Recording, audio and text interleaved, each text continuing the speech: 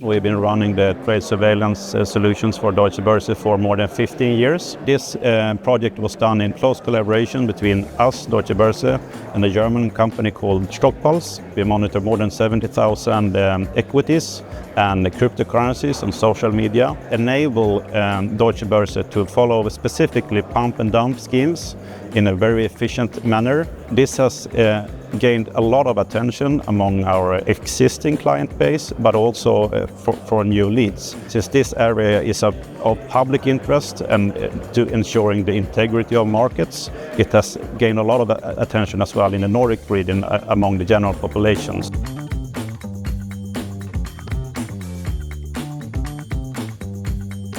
How do you balance a quiet engineering culture with the need for market visibility? We balance that by being proactive, by ensuring at all stages that we have the best product suite. And that goes back to us being a product first or more specifically client first company since we were founded 20 years ago. One could describe us as an upcoming incumbent. As you mentioned, the client base that we have is constituted by the most prominent names across both exchanges, commodity players, hedge funds, and so on. The company has been bootstrapped since inception. During my tenure, during the last 3 years, we have started to be more visible on a global basis, including here in the US, where Boca is one of the venues that we have chosen to participate in. We have a really independent stance. We have a long-term committed capital investor, as well as we are founder-owned. So we tend to take a longer-term perspective on items that we invest in terms of research, development, new products, and so on. Maybe in comparison to our competitors that might be out to build a company to sell it more quickly down the road. How is your architecture evolving to manage the increasing volume and variety of data? We started out with designing the system to be able to handle massive data volumes. So we have native support for 150 billion transactions per day that can be monitored in a surveillance solution.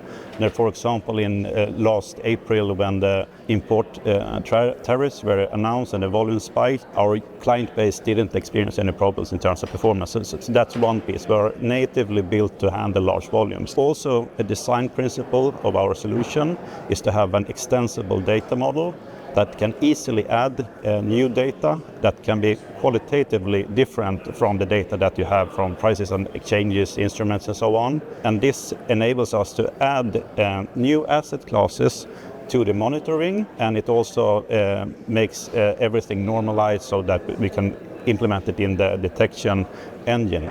Further, when it comes to AI and taming that type of data that is more unstructured, again, going back to the use case that we just discussed with Deutsche Börse, we can use generative AI to also ingest that data.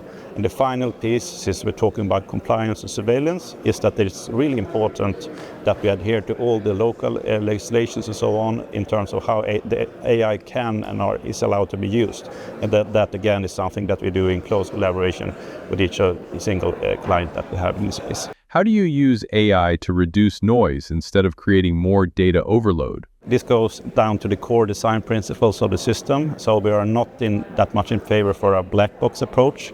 So we, by design, make our machine learning models explainable or as transparent as possible. As the next step, we enable also the users that are actually using these models at our clients to calibrate the models and the parameters using our technology. We had a project last year with assisted parameter optimization. It's the duty of the clients to actually set the parameters, but by providing technology that helps their work, that is actually a key benefit of using our solutions within AI. We need to visualize the outcomes since there's a lot of data, and visualize the why basically, so the analyst understands why did this machine learning technique actually trigger this alert using large language models for the case management that you mentioned, and that enables us to increase the productivity of the analysts creating reports, and also provides a layer of quality assurance